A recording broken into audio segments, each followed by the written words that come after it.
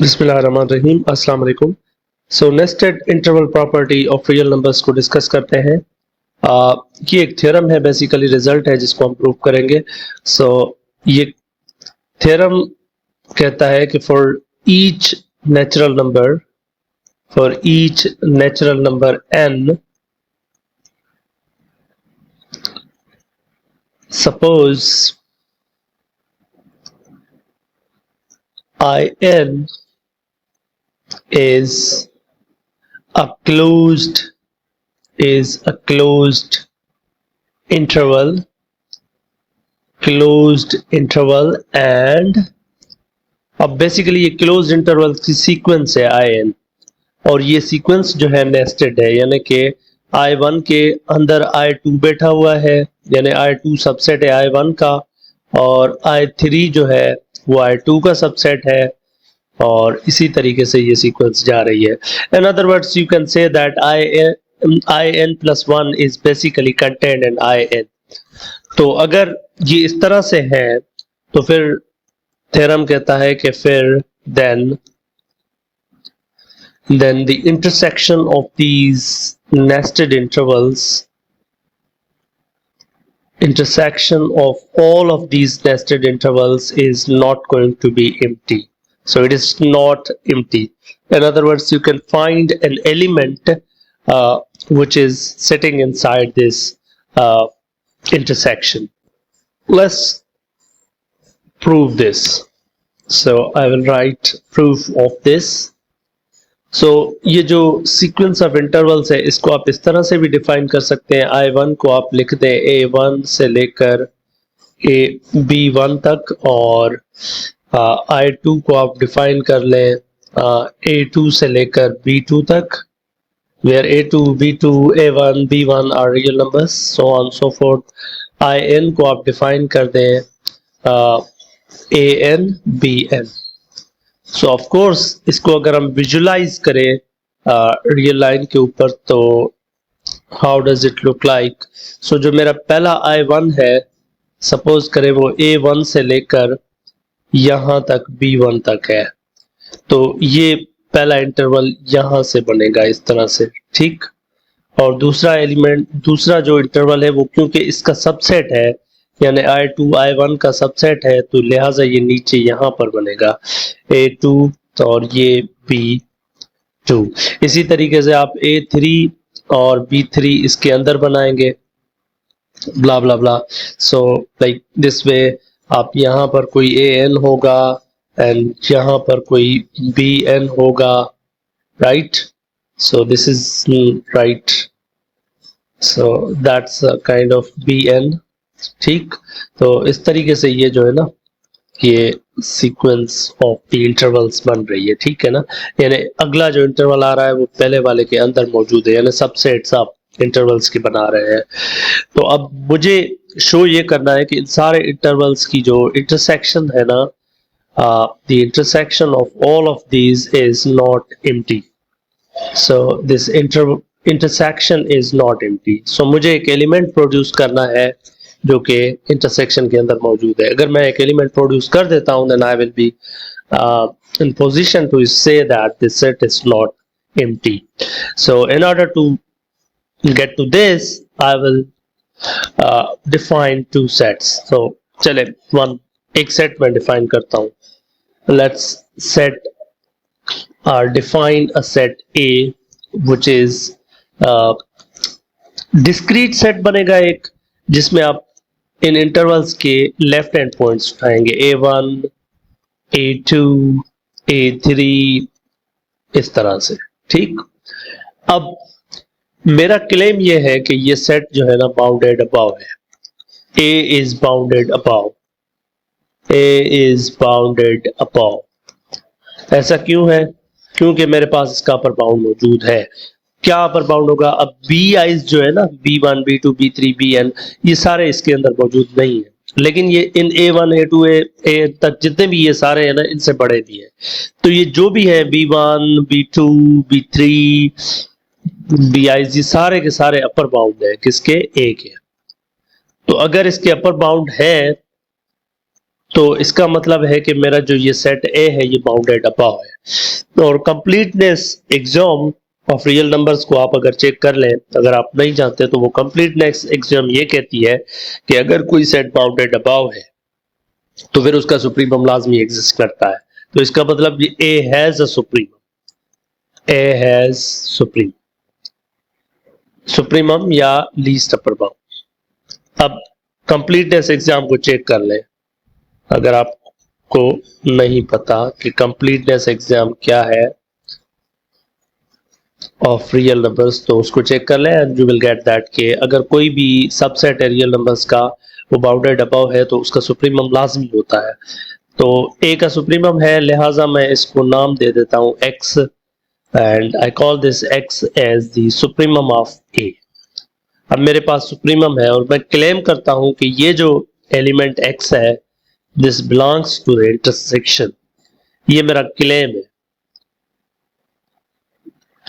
ये मेरा क्लेम है, इसको मैं वेरीफाई करूंगा कि why this belongs to this, right. Look now मैं क्लेम करता हूं, बल्कि इसको आप ऐसे देखें कि मेरा जो सेट ए है वो है A1 A2 A3 इस तरह से, और x जो है इसका सुप्रीमम है, हमने अभी कहा है x is supremum of a। तो अगर ये सुप्रीमम है तो इस a के जो भी एलिमेंट है ना x उन सारों से बड़ा होना चाहिए, यानी हर n के लिए फॉर ऑल n ये बड़ा होना चाहिए, ठीक है। This is true for all n, right. अच्छा, इसी तरीके से क्योंकि because x is supremum of A or B1, B2 and B1, B2, B3 all are upper bounds for A। तो फिर हम डेफिनेशन से जानते हैं कि अगर अपर बाउंड जो होते हैं, जितने भी अपर बाउंड है वो सुप्रीमम से बड़े होते हैं। तो आप कह सकते हैं कि ये जितने भी B1, B2, B3, Bn तक ये सारे के सारे इससे बड़े होने चाहिए फॉर ऑल एन, राइट।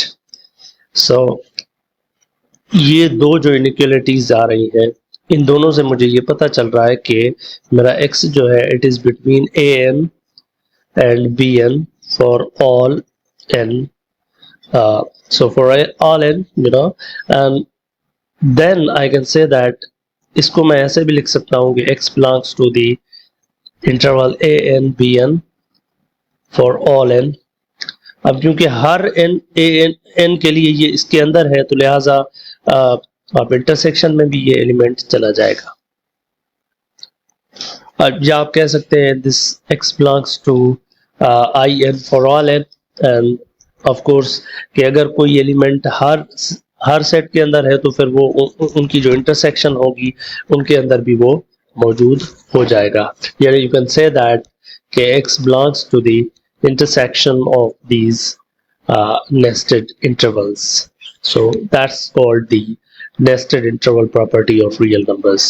यानी आप ये कह सकते हैं कि अगर आपके पास nested interval है तो उनकी जो intersection है वो हमेशा कोई ना कोई उसके अंदर एलिमेंट हमेशा होगा। You can try the similar proof by considering a set B which is B1, B2, B3 and then you consider its lower bound जिसको आप infimum कहते हैं, आप उसको infimum consider करें। तो A1, A2, A3 इसके lower bounds हो जाएंगे, x को आप infimum of B कहें, और फिर आप शायद इससे भी प्रूव कर सकते हैं कि इंटरसेक्शन जो है वो नॉन एम्प्टी होगी। ये एक रेसिपी है जिसको आप खुद ट्राई करें, जरूर एक और वे से इसी को प्रूव करें, ठीक।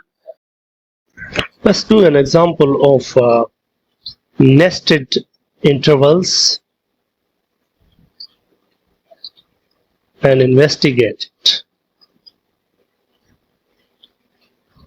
Suppose करें मेरे पास एक इंटरवल है जो कि सीक्वेंस ऑफ इंटरवल है, nested intervals sequence of intervals है जिनको मैं डिफाइन कर रहा हूं I sub n equal to